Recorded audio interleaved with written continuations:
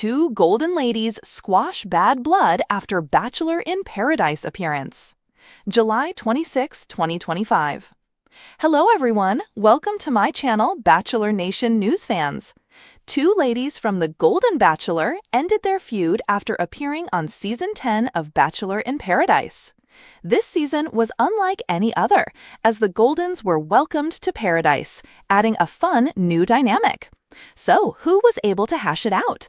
Keep reading for more details. Two Golden Bachelor ladies end feud. The women who appeared in the inaugural season of The Golden Bachelor all seemed to have a great bond. They supported one another and even vacationed and hung out after Jerry Turner's season was over.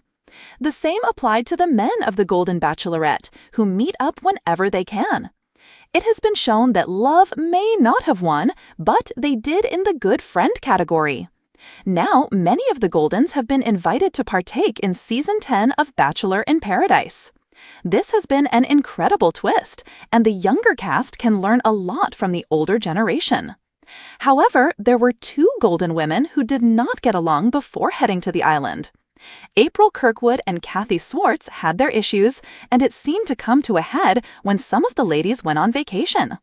They headed to St. Martin, but April was visibly absent, leading some to wonder what was going on. Yet, arriving in Costa Rica for Bachelor in Paradise allowed the women to put everything aside. April admitted that she wanted to find love, but she was ready to see Kathy as well. The moment she laid eyes on her, they hugged because friendship is all that matters. It was not easy for April Kirkwood to be estranged from some of the women.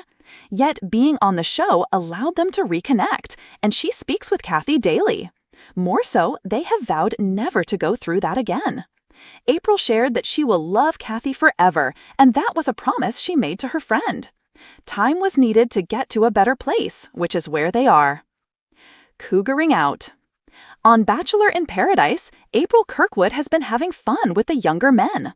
That led Kathy Swartz to call her a cougar, but did that hurt April? Absolutely not, as it was all just playful, which is all that matters.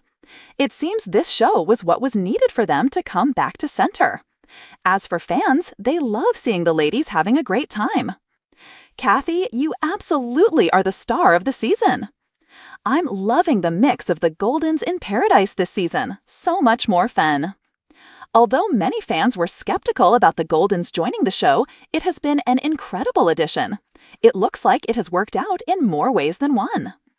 Did you have any idea that Kathy and April were on bad terms before the show began? Let us know and watch Bachelor in Paradise Golden Mondays Redemption. on ABC. Two ladies, one beach, and a bond reforged after Bachelor in Paradise. Old wounds, new shores. The sun dipped low over Sayulita, Mexico, casting a golden glow across the sandy stretch known to every Bachelor Nation fan as Paradise. For most, this was a haven for second chances at love, but for Evelyn Harrow and Marsha Penrose, it was ground zero for the most publicized falling out in Golden Bachelor history. They had once been close, two graceful, fiery women in their 60s with silver-streaked hair, contagious laughter, and that rare ability to make everyone feel seen. Their friendship had become one of the most celebrated connections on their season of The Golden Bachelor. Fans lovingly dubbed them the Golden Duo. Until that final week on Paradise, when everything imploded. Now, after months of silence, cryptic social media posts, and endless speculation from podcasters, producers were about to pull off a miracle. Both women had accepted the invitation to return for a Golden Bachelor reunion week twist on Paradise. No one expected them to actually interact, much less resolve their drama. Least of all, Evelyn and Marsha themselves. An awkward arrival. Evelyn arrived first. Her elegant cream kaftan caught the ocean breeze as she stepped onto the beach. At 67, she exuded sophistication, but walked with the careful hesitation of someone who had lost too many friends to pride.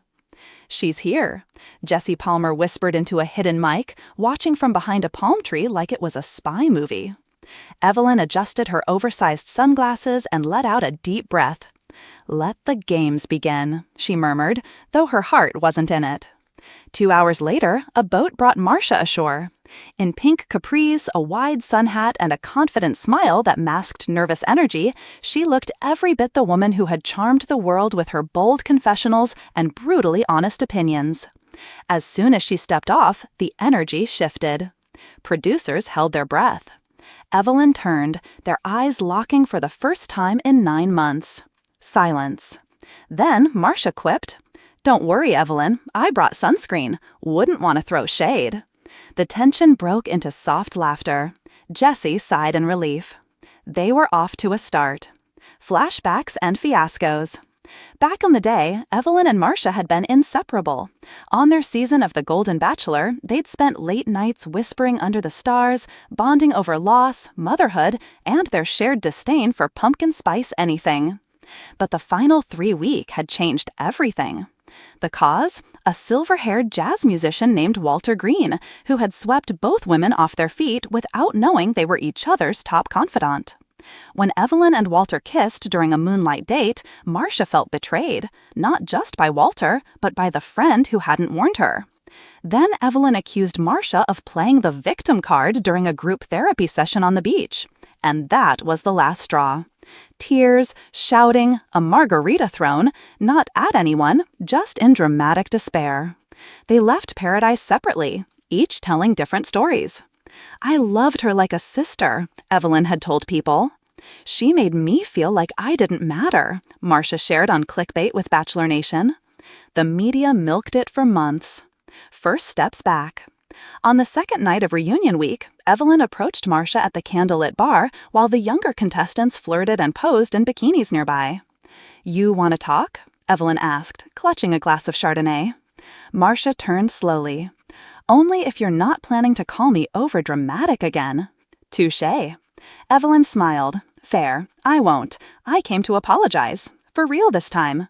Marcia blinked, momentarily stunned. "Wait, are the cameras on?" "Of course, but I don't care anymore." They sat, quiet for a moment. Evelyn spoke first. "I was humiliated after the show. I thought we'd never talk again."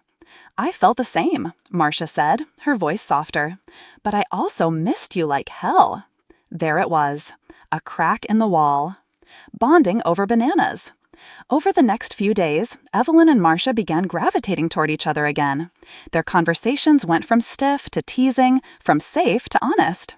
One morning, while prepping smoothies in the outdoor kitchen, Marcia suddenly said, "Do you remember our banana boat challenge?" Evelyn burst out laughing. "You mean when you screamed like we were dying and I peed myself?" "You didn't. I absolutely did." They dissolved into laughter so intense that Jessie had to pause filming to let them recover. It was like watching old friends rediscover themselves, only this time the wounds had made them more real. Confronting Walter. As fate would have it, Walter Green himself arrived on day 4, guitar in hand, looking every bit the smooth-talking heartbreaker he always been. The moment he saw Evelyn and Marcia chatting poolside, he stopped mid-step. "Ladies," he greeted, "you're looking radiant." "Walter," Marcia said, deadpan, "back to ruin lives." Evelyn chuckled. "I deserve that," he admitted. "I came to say sorry, to both of you." They listened as he spoke. No grand speeches, just a sincere apology. "Truth is, I wasn't ready for 2 incredible women who happened to be best friends. I should have stepped back. I didn't." Marcia nodded. "Took you long enough." But when Evelyn reached over and touched Marcia's hand, it was clear they had already moved past him. He was merely the footnote to a much bigger story. The Sunset Circle. On the final night of reunion week, the producers gathered the cast for a sunset circle, a new tradition where everyone shares a personal revelation. When it was Evelyn's turn, she stood slowly, heels sinking slightly in the sand. "I came here terrified," she said. "I wasn't afraid of the cameras or the public opinion. I was afraid Marcia would never forgive me. But here we are." She turned to her friend. "I love you, Marcia. That didn't stop when we stopped talking, and it won't again." Marcia wiped away a tear. "Evelyn, you were the one person I wanted to watch old movies with in our 70s. I've missed you every single day." The beach went quiet, hearts full. They hugged. No drama, just redemption. Social media meltdown in a good way.